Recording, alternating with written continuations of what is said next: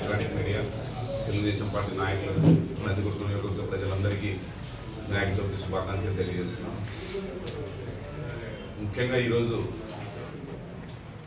ఏదైతే ఆనాడు మేనిఫెస్టోలో ఇచ్చినటువంటి భాగంగా చదువుకునేటువంటి విద్యార్థులకు మెగా డిఎస్సి ఇస్తామని చెప్పేసి ఎలక్షన్ల ముందు వాగ్దానం చేయడం జరిగింది. ఇచ్చిన మాట ప్రకారము 16,342 పోస్టులు మెగా డిఎస్సి నిర్వహించడం జరిగింది. అందరికీ రిజల్ట్ కూడా వచ్చాయి, కాల్ లెటర్స్ కూడా ఇన్ఫార్మ్ చేస్తున్నారు. ముఖ్యంగా దాంట్లో మహిళలకు బాగా ముందు వచ్చినట్లు సమాచారం. ఎందుకంటే మహిళలకు ఎప్పుడైనా సరే తెలుగుదేశం పార్టీ ప్రాధాన్యత ఇస్తుంది అనేది స్త్రీశక్తి ద్వారా రుజువైంది. చదువుకునేటువంటి వాళ్ళలో కూడా ఎక్కువ మెరిట్ మహిళలు రావడం చాలా సంతోషకరం. అందరికీ కూడా ఏదైతే ఇచ్చినటువంటి మాట ప్రకారం ఈరోజు మెగా డిఎస్సి నిర్వహించడం జరిగింది. ఆ మెగా డిఎస్సిని నిర్వహించడానికి కూడా జగన్మోహన్ రెడ్డికి ఇష్టం లేక యువతకు ఉద్యోగాలు రాకూడదనే ముఖ్య ఉద్దేశంతో దాదాపు 24 కేసులు కూడా వేయడం జరిగింది. ఆ కేసులన్నీ తట్టుకొని కోర్టులన్నీ కూడా క్లియర్ చేసుకుంటూ ఈరోజు మెగా డిఎస్సిని ఒక ప్రతిష్టాత్మకంగా తీసుకొని ఈరోజు ఎన్డీఏ కూటమి నిర్వహించడం జరిగింది. కేసులు ఎన్ని ఉండగానే లెక్క చేయకుండా కూడా కోర్టులకు సమాధానం ఇస్తూనే ఈ ప్రక్రియ అంతా కూడా పూర్తి చేయడం జరుగుతుంది. అయితే మనం గమనించుకోవాలి, ఎప్పుడైనా సరే విద్యార్థులకు అవసరమైనటువంటి మౌలిక వసతులు ఉంటేనే, పాఠశాలలో ఉండేటువంటి ఉపాధ్యాయులు ఉంటేనే ఇవన్నీ సక్రమంగా నెరవేరుతాయనేది ఒక ముఖ్య ఉద్దేశంతో ఇవాళ చంద్రబాబు నాయుడు గారు ఈ ప్రక్రియనంతా పూర్తి చేయడం జరిగింది. దీంట్లో భాగంగా ఎన్ని కేసులు వేసినా, విద్యాశాఖ పైన ఎన్ని కేసులు వేసినప్పటికీ కూడా మా ఐటీ శాఖ మార్చులు నారా లోకేష్ గారు తట్టుకొని ఈ శాఖను ముందుకు తీసుకెళ్తున్నారు. అలాగే మీరు ఒక్కసారి గమనించుకున్నట్లయితే చంద్రబాబు నాయుడు గారు ముఖ్యమంత్రి అయిన తర్వాత 95 నుంచి కూడా ఉపాధ్యాయ పోస్టులకు ఒక ప్రాధాన్యత ఇస్తూ రావడం జరిగింది. దాదాపు ఈరోజు మీరు చూసుకోండి, జిల్లాలోనే మన జిల్లాకు సంబంధించి 2,563 పోస్టులు కూడా మన జిల్లాకే రావడం జరిగింది. దాంట్లో భాగంగా మన నందికొట్టు నియోజకవర్గానికి సంబంధించినటువంటి చదువుకున్నటువంటి వాళ్ళకు కూడా ఈరోజు 500 నుంచి 600 వరకు ఉద్యోగాలు వస్తున్నట్లు సమాచారం వస్తుంది.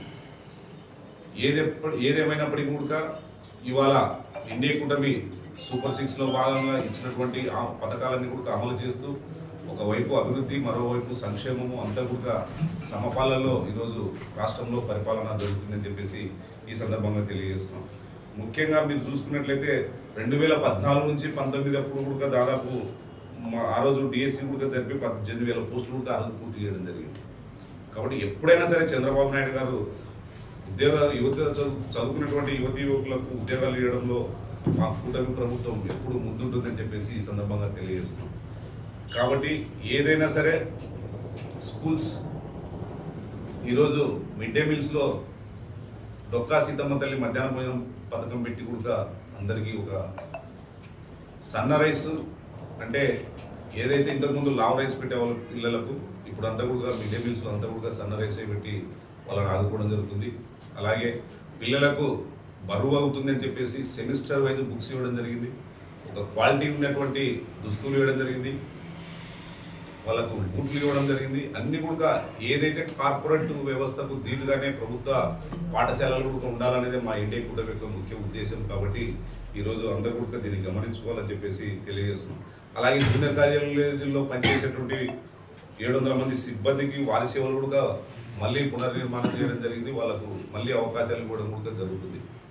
అంతేకాకుండా ఈరోజు ఏదైతే దివ్యాంగులకు ఇస్తున్నటువంటి పెన్షన్లలో కూడా రాజకీయం చేశారు, మళ్ళీ వాటిని అన్నిటి అర్హత కలిగిన ప్రతి ఒక్కరికి కూడా నిలిపివేసినటువంటి పెన్షన్స్ అన్ని కూడా ఇవ్వాలని చెప్పేసి గౌరవ ముఖ్యమంత్రి గారు ఆదేశాలు ఇవ్వడం జరుగుతుంది.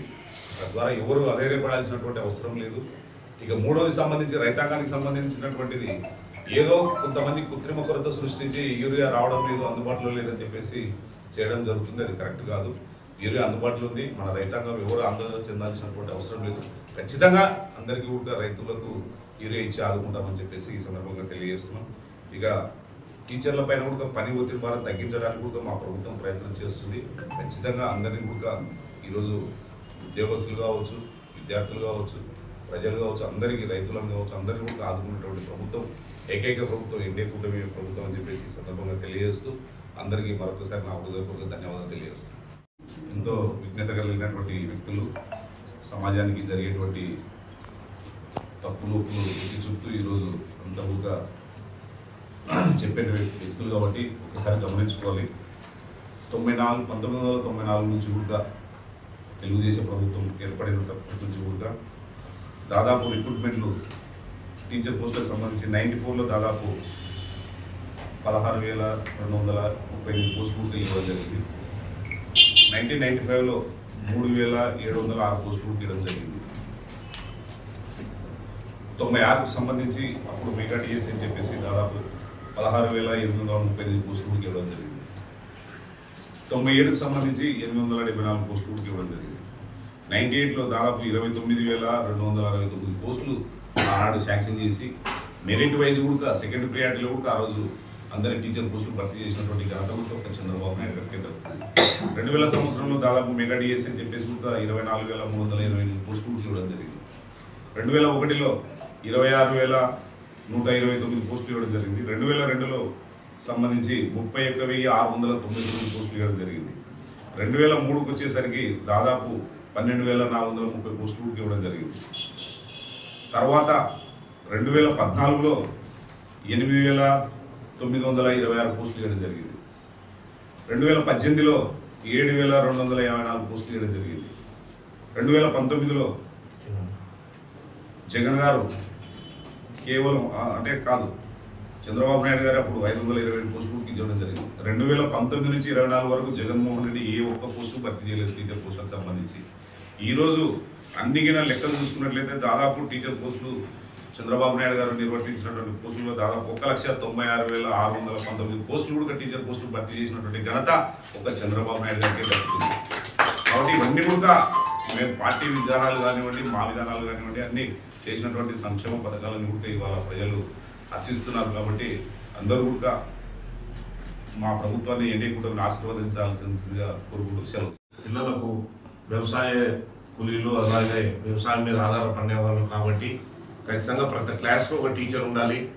వాళ్ళను ఉంటేనే వాళ్ళను రేపొద్దున భవిష్యత్తులో తీర్చిదిద్దడానికి అవకాశాలు ఉంటాయనే ఉద్దేశంతో ప్రభుత్వ పాఠశాలను కూడా ప్రైవేట్ పాఠశాలల మాదిరి అంటే వాళ్ళ దగ్గర మౌలిక వసతులు లేకుండా కూడా అక్కడ ఏదో చాలామంది అక్కడికి వెళ్ళి చదువుకుంటున్నారు. అవన్నీ లేకుండా ప్రభుత్వ పాఠశాలలనే మంచి విద్యను అందించాలనే ఉద్దేశంతో ప్రతి క్లాస్కు ఒక టీచర్ను అలాట్ చేసేటట్టు ఈరోజు డిఎస్సిని ఏర్పాటు చేసి ఇన్ని పోస్టులు కూడా ఇవ్వడం జరిగింది. ఇప్పుడే మన ఎమ్మెల్యే గారు చెప్పడం జరిగింది. ఇవన్నీ కూడా రాబోయే కాలంలో విద్యార్థుల భవిష్యత్తు దృష్టి పెట్టుకొని మన నారా లోకేష్ గారు ప్రభుత్వ పాఠశాలను కూడా మోడల్ స్కూల్ మాదిరి అలాగే కస్తూర్బా స్కూల్ ఏ విధంగా ఈరోజు తీర్చిదిద్దబడుతున్న ఆ విధంగా తీసుకురావాలి. ప్రభుత్వ పాఠశాలలో ఉన్న ప్రతి ఒక్క విద్యార్థులకు నాణ్యమైన విద్య అలాగే వాళ్ళకు మంచి నాలెడ్జ్తో కూడిన విద్యను అందించాలని ఆయన చేస్తున్న కృషికి మేమందరం కూడా ఆయనకు ధన్యవాదాలు తెలుపుకుంటున్నాం.